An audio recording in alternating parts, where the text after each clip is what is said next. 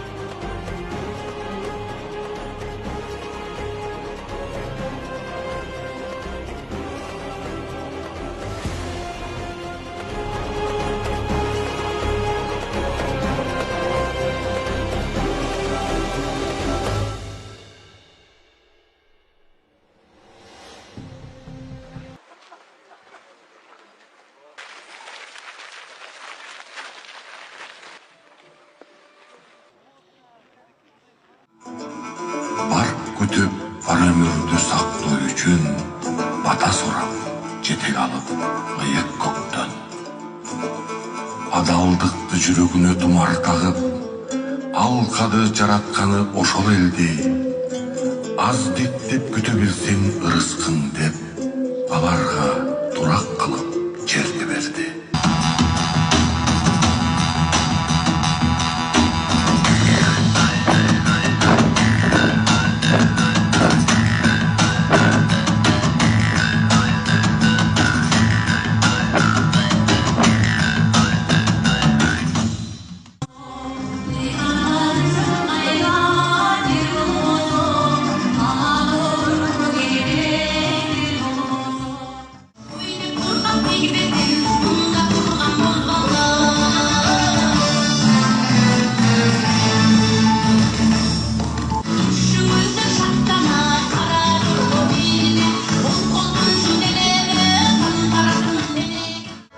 Çalıştan alandanı sürüdüğü balban güreş bir odanız köpürü Ayrayılan cansın alacak gibi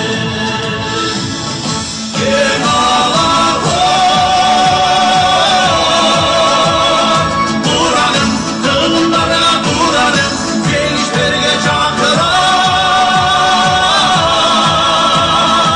Manas manas manas talan